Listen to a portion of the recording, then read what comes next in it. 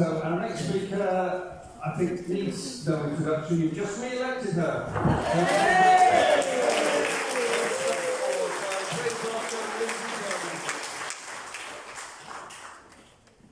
Thanks very much, Alex, and thanks to everybody for being here today, and thanks to all the platform. I know if Alex Gordon said some while ago that there was nothing left to say, how do you think I feel after he and Claire have spoken? So I'll try and fill in a few little gaps that have been missed, maybe, or perhaps just repeat what everybody else has said.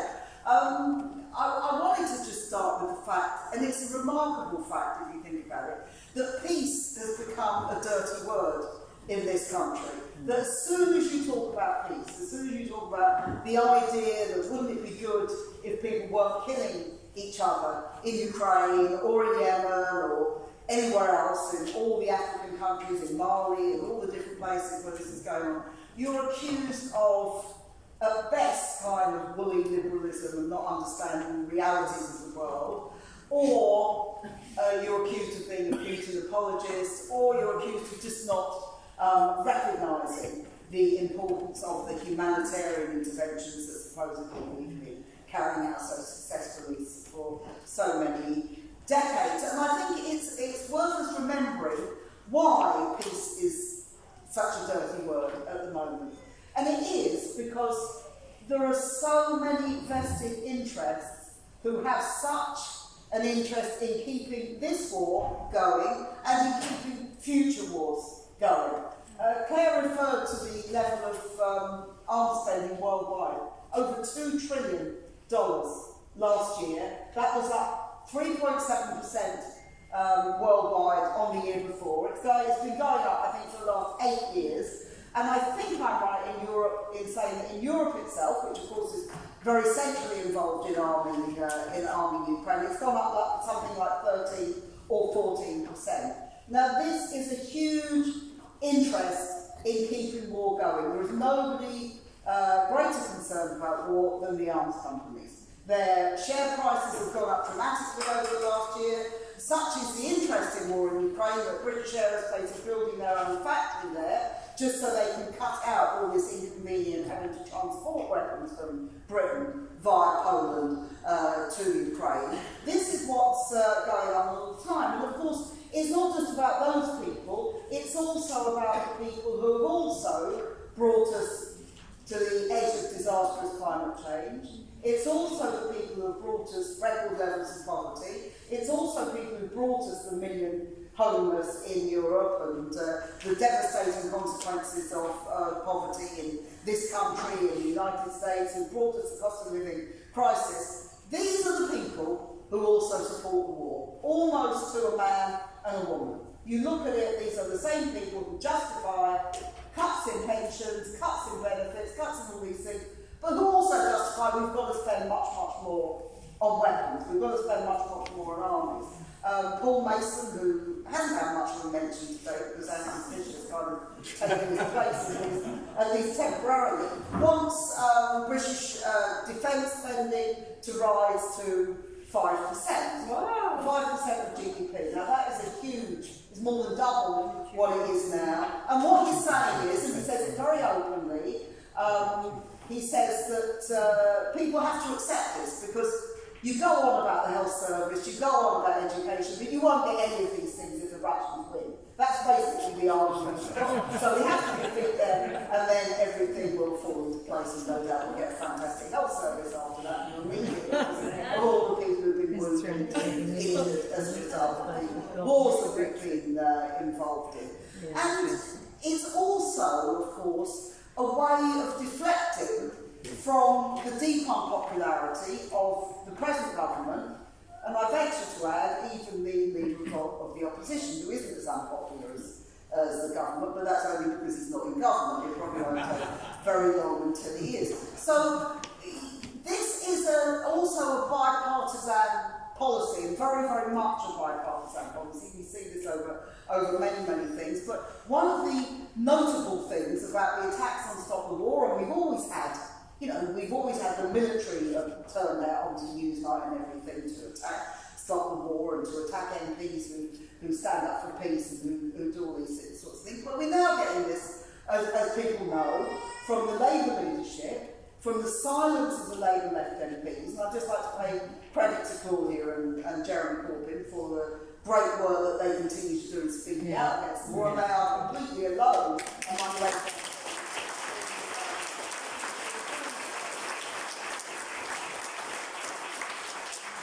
But this onslaught from the left, of course, is very deliberate. We talked a lot about the TC policy this week. But what does it represent? You see, what it represents is not just that they support the arms dealers and they support big capital and they support the Murdoch media and all the other people who are drumming up support for war. It's also that it requires them to lie about our own record, our own government's record, and also to claim that Russia is uniquely awful. So, of course, if all you see is footage of the Ukraine war, you can make a case, this is an absolutely terrible thing, the people responsible is absolutely terrible. But of course we never saw that footage of the Afghan war, we never saw the footage of the Iraqi war from the point of view of the Iraqis. We saw plenty of scenes of bombers and we saw plenty of scenes of tanks and all those sorts of things. We never saw it from the point of view of the Iraqis. The poor Libyans that people have referred to today, 30,000 were killed in 2011 during the course of that bombing alone.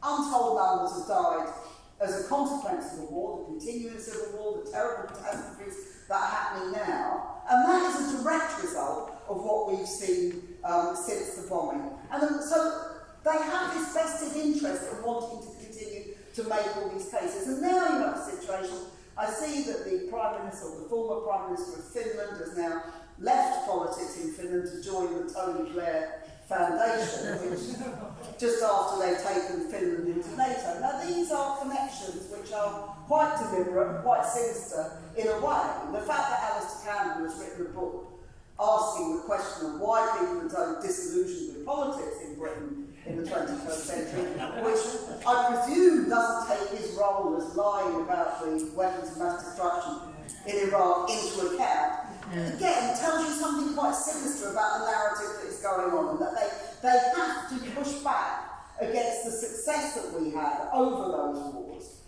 in order to try to regain the narrative of things. And what better than a war which is not directly started by the British government, even though NATO's expansion, as people have said, has played a very, very major role in all of this. What better to be able to make that kind of propaganda? I think the problem they've got is that whereas 18 months ago, all the European governments, the United States government, were very enthusiastic about backing Ukraine in the war. Of course, that now, as Claire has said, is changing and is changing quite dramatically.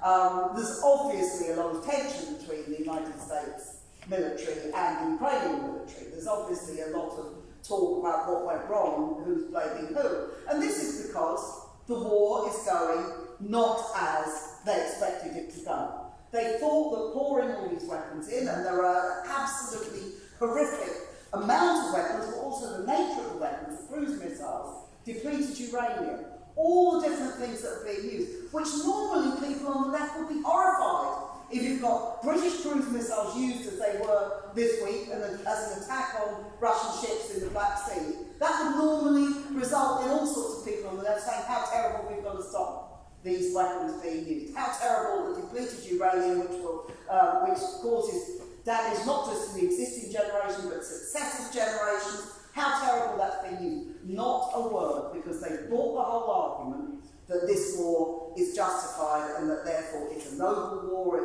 it's a righteous war, it's all of those sorts of things. What they can't face is the fact that this war has become the most hideous meat grinder for both sides. The casualties are huge.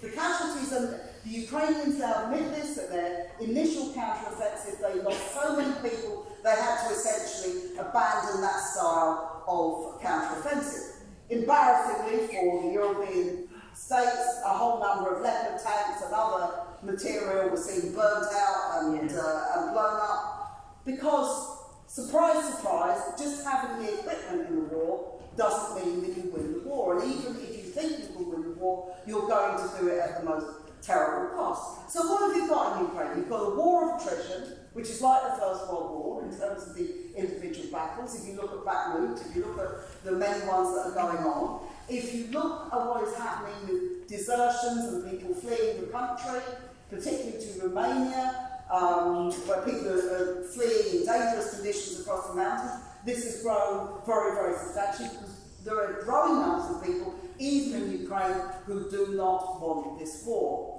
And of course, we're not told about those. We're not told about people like Boris Paglitsky and Yuri Shevchenko who've been persecuted for opposing the war. We're not told about any of those people. And I think what's important for us is to understand that in a way, the response of our government and the viciousness of the attacks on us and the attacks from the Labour leadership, the attacks from the sections of the trade unions and so on, actually aren't a sign of their strength or a sign of the strength of what they're defending. It's a sign of their weakness. It's a sign that actually the war isn't going in the direction that they wanted and that they have to look in a different way. And I think that's important for us to understand because it seems to me, and I don't want to exaggerate this because we're obviously still in a minority, although not that tiny a minority. I mean, what most people describe when they have interactions with people over the war is not massive hostility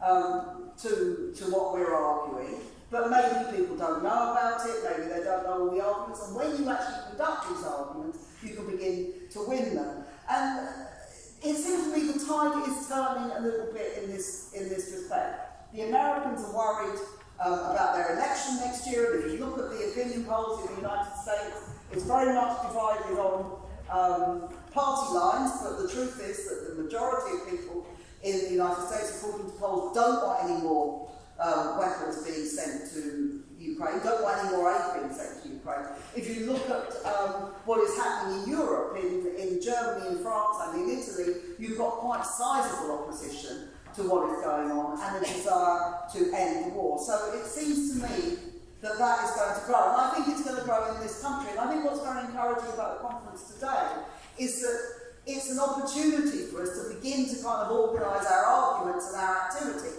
in order to fight back. So just to conclude, I want to say this. I think firstly, we've really got to strengthen our membership at Stop the War and their affiliations. And I hope everybody will do everything you can, not just to join yourself, as I know many of you here are members, but also to go back to your affiliated organisations, anybody else you know, and try and get them to join.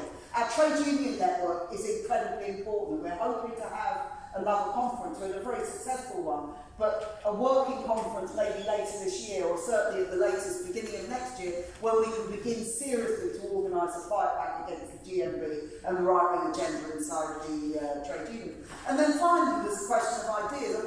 Chris Nyland wrote the pamphlet on lies and propaganda in war in Iraq. We put it up on our website on Thursday night, and we almost sold out. We had to leave some, not put all of them on the website, because we wouldn't have been able to bring any of them here. So obviously, didn't think big enough, and we're going to do a reprint. You'll be glad to hear by Monday. But those sorts of things, I'm sure there are many, many people who are looking for these alternative ideas. And we've got to put those across. Just finally, we need to link up all the issues. On October the 1st in Manchester, we've got to link up defence of refugees, fight against climate change, the cost of living crisis, and the war. These are totally separate issues. They're brought to us by the same people, and we've got to fight. We've got to organise the fight against